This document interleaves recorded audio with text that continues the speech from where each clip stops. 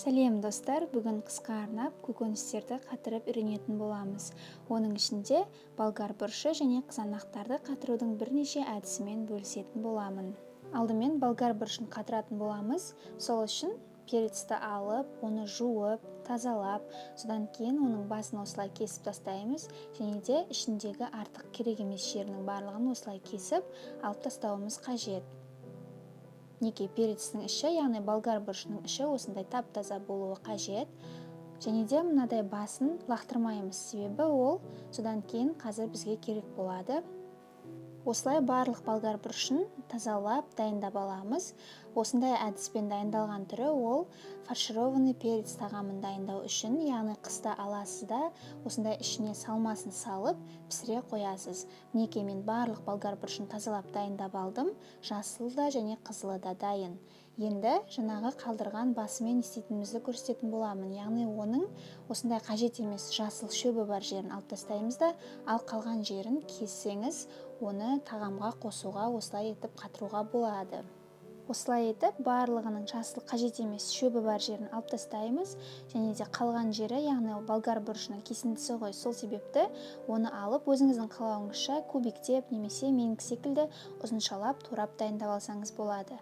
Мінекей осыншама мөлшерде шықты. Енді жаңа тазартып дайындап қойған болгар бұрышын алып, олардың мөлшерлері бір-біріне осылай кигізетін етіп, ыңғайлы етіп 3-4 штуктан осылай бірін-біріне кигіземіз. Яғни бұл қазір целлофанға салып, ыңғайлылық үшін, мұздатқышта сақтау үшін осылай жасаймыз. Неге осылай болгар бұрышын аламыз және де оның мөлшерлерін бір-біріне сәйкес етіп келтіргенше таңдап, 4 немесе 3 данадан осылай етіп барлығын жинастырып қоямыз. Содан соң целлофанды алып, соның ішіне сиятындай етіп 3 немесе 4 штуктан осылай болгар бұрышын орналастырып шығуымыз қажет. Яғни осылай тізіп орналастырамыз. Ол мұздатқышта көп орын алмас үшін, яғни ыңғайлы етіп сақтау үшін осылай жасауымыз қажет. Неге барлық болгар бұрышын мен осылай салдым. Содан кейін оның целлофанның аузы ашылып кетпес үшін, оның сыртынан тағы да бір целлофан қаптадым. Мінекей бұл болгар бұрыштарын мұздатқышта сақтау үшін дайын болды. Енді оларды сала берсеңіз болады. Содан соң жасыл болгар бұрышын мұздатқышта сақтау үшін, оны да дәл жаңағы қызыл бұрышты бірін-біріне кигізген әдіспенен оларды мөлшерін келтіріп, осылай барлығын 3-4 штуктан жинап шығамыз. Неге олар да дайын болды. Енді оларды алып целлофанға жаңағыдай етіп тізіп орналастыруымыз қажет. Барлық жасыл болгар бұрышында осылай тізіп целлофанға салып дайындап алдық. Енді оның сыртынан тағы да аузы ашылып кетпес үшін екінші целлофанды кигізіп, мұздатқышқа салып сақтай берсеңіз болады. Бұл дайын болған түрлері қыста фаршированный перец тағамын дайындау үшін. Енді тағамға немесе пиццаға қосу үшін ұсақтап турап қалған болгар бұрышын дайындасаңыз болады. Бұл яғни болгар бұрышын қысқа арнап сақтаудың екінші әдісі.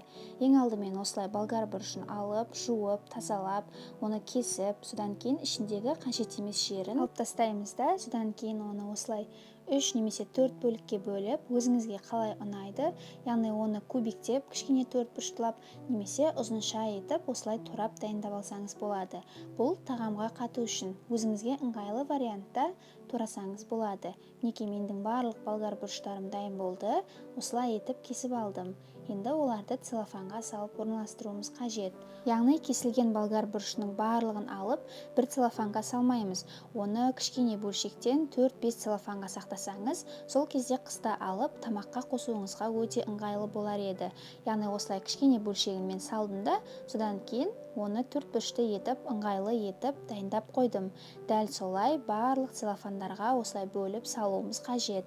Болгар бұрышының осылай қатырылған түрі ол қыста тағамға, сорпаға және де пиццаға қосу үшін. Неге барлығы дайын болды. Менде осындай 5 целлофан шықты.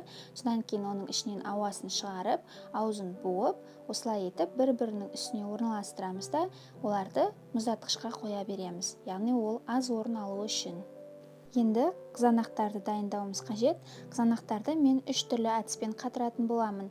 Ең алдымен ол үшін қызанақтарды жуамыз, тазалаймыз және де бірінші әдісі бойынша қатырамыз. Яғни ол үшін қызанақты алып, осылай дөңгелек бөлшектерге бөлуіміз қажет. Ол пиццаға немесе тағамға алып турап қосып жіберуіңіз үшін.